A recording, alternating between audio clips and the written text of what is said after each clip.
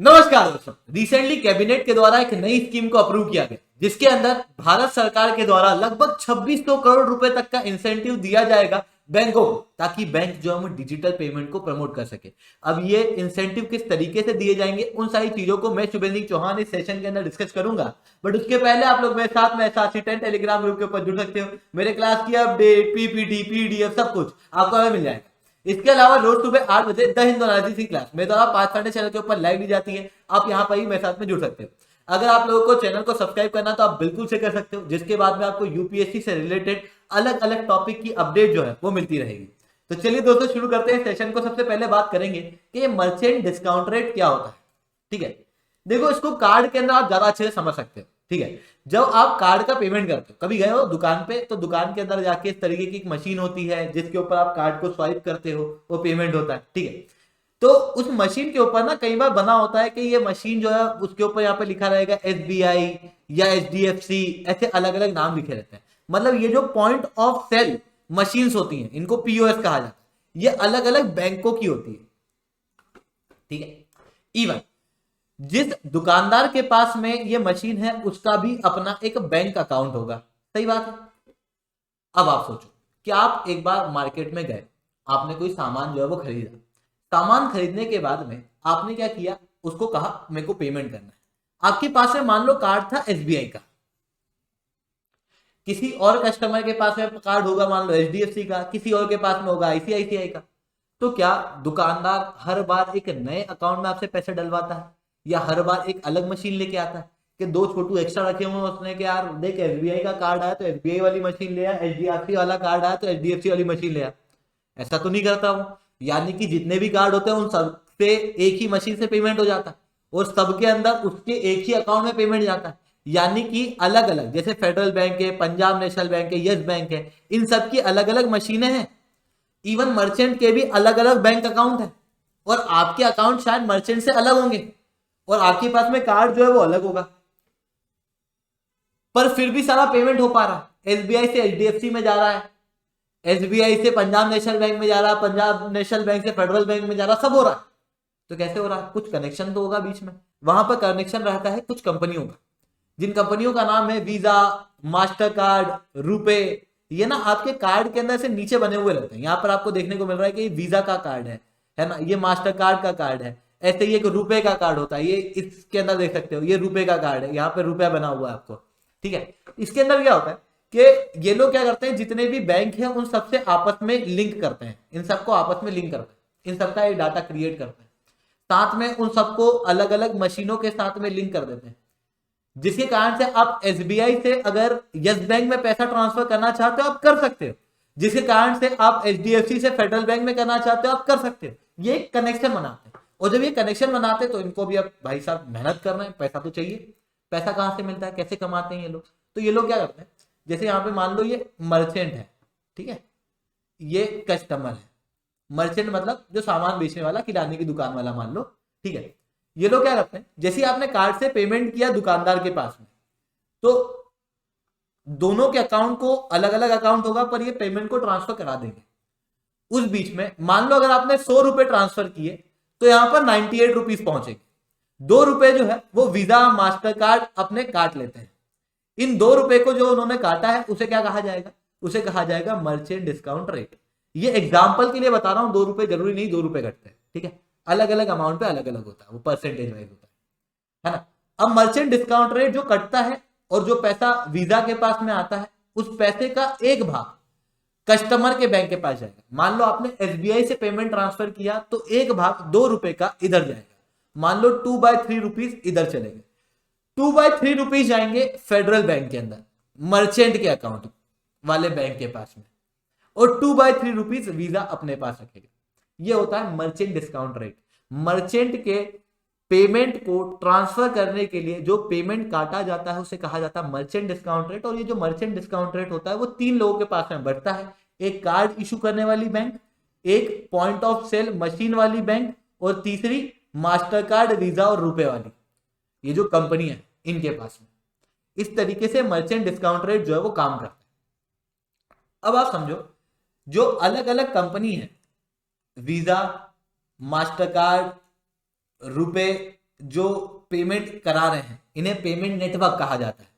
ये जो अलग अलग पेमेंट नेटवर्क्स हैं, वीजा और मास्टर कार्ड इंडिया की नहीं है, रुपए जो है वो इंडिया की कंपनी है ना, एनपीसीआई द्वारा बनाई हुई है, एनपीसीआई ने इसे डेवलप किया है ना। National payment corporation of India limited जो कि एक नॉन प्रॉफिट कंपनी है और बैंकों के लिए अलग अलग प्रकार के बैंकिंग सॉल्यूशन बनाने का काम करती है। जैसे इसी के द्वारा आधार इनेबल पेमेंट सिस्टम बनाया गया है ना, इसी के द्वारा आपका यूपीआई बनाया गया, भीम पेमेंट सिस्टम बनाया गया और इसी एनपीसीआई ने क्या बनाया हुआ है, रुपए पेमेंट सिस्टम। ठीक है, ये एक पेमेंट नेटवर्क है। अब हम लोग को ये देखने को मिल रहा है कि मास्टर कार्ड, वीजा और रुपए है। ठीक है, भारत सरकार डिजिटल पेमेंट को प्रमोट करना चाहती है। अब डिजिटल पेमेंट कब प्रमोट होगा, लोग कार्ड से कब पेमेंट करेंगे, जब ये मर्चेंट डिस्काउंट रेट नहीं कटेगा। इवन फोन पे, गूगल पे के अंदर भी पहले इस तरीके से होता था, जितना भी यूपीआई का ट्रांजैक्शन होता था उसके अंदर भी पहले मर्चेंट डिस्काउंट रेट कटता था।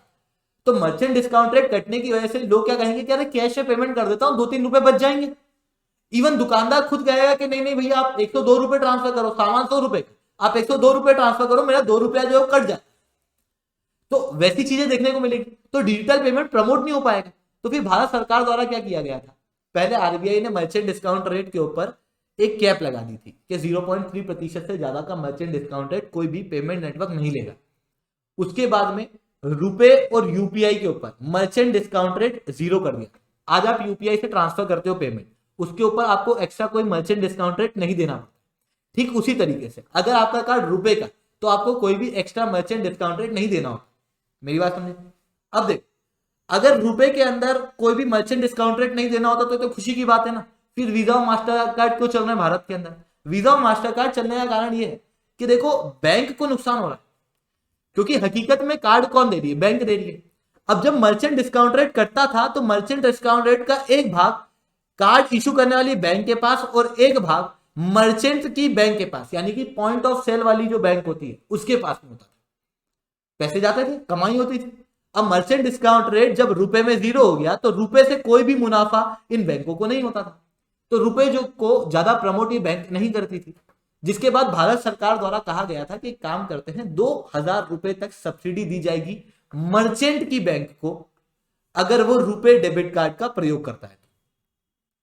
रिसेंटली हम लोग को ये देखने को मिला कि रुपए को फिर भी प्रमोट नहीं किया गया। इवन आप भी अपने कार्ड को देखोगे तो अधिकतर कार्ड आपको मास्टर कार्ड या वीजा के देखने को मिलेंगे, बहुत कम कार्ड जो है वो रुपए के देखने को मिलते हैं।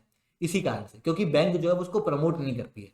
तो रिसेंटली भारत सरकार ने एक नई स्कीम निकाली जिसके अंदर लगभग 2600 करोड़ रुपया दिया जाएगा बैंकों को अगर वो रुपए कार्ड और यूपीआई को प्रमोट करती है, तो जिसके अंदर मर्चेंट डिस्काउंट रेट अगर रुपए और यूपीआई का प्रयोग करने की वजह से जो भी कम पड़ रहा है बैंक को, उस पैसा की भरपाई भारत सरकार करेगी। फाइनेंशियल इंसेंटिव दिए जाएंगे पॉइंट ऑफ सेल को प्रमोट करने के लिए, यानी कि उस मशीन को प्रमोट करने के लिए, ई कॉमर्स ट्रांजैक्शन को प्रमोट करने के लिए यूजिंग रुपए और यूपीआई। तो ये चीज जो है भारत सरकार द्वारा रिसेंटली की जा रही है, जिसकी वजह से भारत के अंदर डिजिटल पेमेंट सिस्टम जो है वो आगे बढ़ेगा। और इवन भारत के अंदर डिजिटल पेमेंट सिस्टम बहुत तेजी से आगे बढ़ रहा है। 2016-17 के अंदर जब डिमोनेटाइजेशन हुआ तो उसके बाद से हम लोगों को डिजिटल पेमेंट के अंदर ग्रोथ देखने को मिली। इसी डिजिटल पेमेंट ने हम लोगों को बहुत ज्यादा मदद की। जिस समय पे हम लोगों को देखने को मिल रहा था कोविड-19 हुआ, जिस समय पे हम लोग लोगों को छू नहीं सकते थे, तो डिजिटल पेमेंट का प्रमोशन जो है वो और बढ़ गया। फिर उसके बाद दिक्कत ये थी कि देखो कैश अगर जेब में रखते हैं तो चोरी हो जाता और कई सारी दिक्कत रहती है। ईजी रहता है ऑनलाइन पेमेंट सिस्टम, इस कारण से अभी देखने को मिल रहा है कि कैशलेस इकोनॉमी प्रमोट हो रही है। ईयर ऑन ईयर में 59% तक डिजिटल पेमेंट की ग्रोथ देखने को मिल रही है। 5554 करोड़ ट्रांजैक्शन डिजिटली हुए थे फाइनेंशियल ईयर 2020-21 में, और फाइनेंशियल ईयर 2021-22 के अंदर 8840 करोड़ तक का ट्रांजैक्शन डिजिटली देखने को मिला था।